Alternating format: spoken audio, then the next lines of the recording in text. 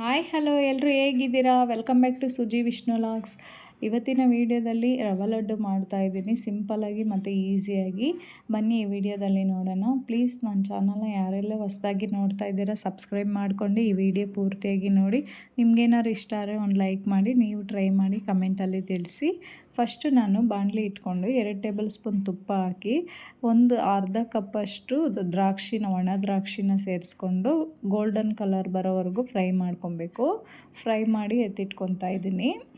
ಅದೇ ಬಾಣಲಿಗೆ ಅರ್ಧ ಕಪ್ಪು ಸಣ್ಣದಾಗಿ ಕಟ್ ಮಾಡಿರೋ ಗೋಡಂಬಿ, ಪಂಪ್ಕಿನ್ ಸೀಡು, ನಮಗೆ ಯಾವ್ದು ಬೇಕೋ ಡ್ರೈ ಫ್ರೂಟ್ಸ್ ಎಲ್ಲನೂ ಸೇರಿಸ್ಕೊಬೋದು. ನಾನಿಲ್ಲಿ ಪಂಪ್ಕಿನ್ ಸೀಡು ಮತ್ತು ಗೋಡಂಬಿನ ಹಾಕಿ ಅದನ್ನು ಸ್ವಲ್ಪ ಬ್ರೌನ್ ಕಲರ್ ಬರೋವರೆಗೂ ಫ್ರೈ ಮಾಡಿ ಎತ್ತಿಟ್ಕೊತಾ ಇದ್ದೀನಿ. ಇದಕ್ಕೆ ಸಣ್ಣ ಮೀಡಿಯಮ್ ರವೆ ಬರುತ್ತಲ್ವ ಅದನ್ನು ಸೇರಿಸ್ಕೊಬೇಕು. ಅದನ್ನು ಒಂದು 1/2 kg ಅಂದರೆ 2 ಕಪ್ ತೊಗೊಂಡಿದ್ದೀನಿ ನಾನು. ಈ ಕಪ್ಪಲ್ಲಿ 2 ಕಪ್ ಅಂದರೆ 1 ಕಪ್ಪಿಗೆ 1/4 kg ಆಗುತ್ತೆ. ನಾನು 1/2 kg ರವೆ ತೊಗೊಂಡಿದ್ದೀನಿ. 1/2 kg ರವೆ ತೊಗೊಂಡು ಚೆನ್ನಾಗಿ ತುಪ್ಪದಲ್ಲೇ ಗ್ಯಾಸ್ ಸಿಮ್ಮಲ್ಲೇ ಇಟ್ಟು ಸ್ಟವ್ನ ಉರಿನ ಫ್ರೈ ಮಾಡ್ಕೊಬೇಕು. ಒಂದು 15 ನಿಮಿಷ 20 ನಿಮಿಷ ಆದ್ರೂ ಫ್ರೈ ಮಾಡ್ಕೊಬೇಕು. ಅವಾಗೆ ಲಡ್ಡು ಚೆನ್ನಾಗಿ ಬರುತ್ತೆ ಮತ್ತು ಸ್ಮೆಲ್ ಕೂಡ ಗಮ್ ಅಂತ ಇರುತ್ತೆ. ನಾನು ಫಸ್ಟು 1 ಕಪ್ಪನ್ನ ಫ್ರೈ ಮಾಡ್ಕೊಂಬಿಟ್ಟೆ, ಮತ್ತು ಇನ್ನೊಂದು ಕಪ್ಪನ್ನ ಹಾಕಿ ಫ್ರೈ ಮಾಡ್ಕೊತಾ ಇದ್ದೀನಿ. ಒಂದೇ ಸಾರಿ ಫ್ರೈ ಮಾಡಿಕೊಂಡ್ರೆ ಚೆನ್ನಾಗಿ ಫ್ರೈ ಆಗೋಲ್ಲ. 2 ಡಿವೈಡ್ ಮಾಡಿಕೊಂಡು ಒಂದೊಂದು ಕಪ್ಪನ್ನ ಫ್ರೈ ಮಾಡ್ಕೊತಾ ಇದ್ದೀನಿ. ಇವಾಗ ಯಾವ ಕಪ್ಪಲ್ಲಿ ನಾವು ರವೆ ತೊಗೊಂಡಿರ್ತೀರೋ ಅದೇ ಕಪ್ಪಲ್ಲಿ ಇವಾಗ 2 ಕಪ್ಪು ರವೆಗೆ ನಾನು 1 ಕಪ್ಪು ಸಕ್ಕರೆ ತೊಗೊಂಡಿದ್ದೀನಿ.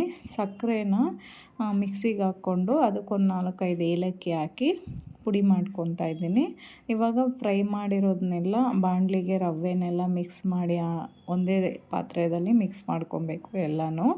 ಇವಾಗ ಫ್ರೈ ಮಾಡಿರೋ ಡ್ರೈ ಫ್ರೂಟ್ಸ್ನೆಲ್ಲ ಇದಕ್ಕೆ ಮಿಕ್ಸ್ ಮಾಡಿ, ಆಮೇಲೆ ಪುಡಿ ಮಾಡಿರೋ ಸಕ್ಕರೆನೂ ಇದಕ್ಕೆ ಮಿಕ್ಸ್ ಮಾಡ್ಕೊಬೇಕು. ಎಲ್ಲ ಒಂದೇ ಬಾಣಲಿಯಲ್ಲಿ ಹಾಕಿ ಬಾಣಲಿಯೆಲ್ಲ ಹಾಕಿ ನಾನು ಈ ಬಾಣಲಿಯಲ್ಲೇ ಹಾಕಿ ಮಿಕ್ಸ್ ಮಾಡ್ಕೊತಾ ಇದ್ದೀನಿ.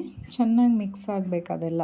ಡ್ರೈ ಫ್ರೂಟ್ಸು, ಸಕ್ಕರೆ ಪುಡಿ ಇದಕ್ಕೆಲ್ಲ ಹೊಂದ್ಕೊಬೇಕು ಚೆನ್ನಾಗಿ, ರವೆಗೆಲ್ಲ ಹೊಂದ್ಕೊಂಡು.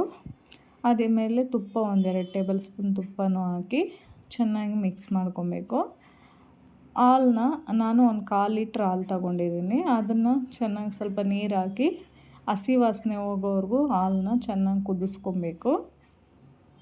ಅದು ಕುದಿಸ್ಕೊಂಡು ಇದು ರವೆ ಎಲ್ಲ ಸ್ವಲ್ಪ ಸಿಮ್ಮಲ್ಲೇ ಇಟ್ಟು ಇದು ಮಿಕ್ಸ್ ಮಾಡ್ಕೊಬೇಕು. ಸ್ಟವ್ ಮೇಲೆ ಸಿಮ್ಮಲ್ಲೇ ಇಟ್ಟು ಎಲ್ಲ ಮಿಕ್ಸ್ ಆದಮೇಲೆ ಹಾಲನ್ನ ಕಾಯಿಸಿರ್ತೀರಲ್ವ ಅದು ಸ್ವಲ್ಪ ತಣ್ಣಗಾದಮೇಲೆ ಸ್ವಲ್ಪನೇ ಹಾಲನ್ನ ಸೇರಿಸ್ಕೊಂಡು ಚೆನ್ನಾಗಿ ಮಿಕ್ಸ್ ಮಾಡ್ಕೊಬೇಕು. ರವೆ ಎಲ್ಲ ಮಿಕ್ಸ್ ಆಗಬೇಕು ಹಾಲಲ್ಲಿ.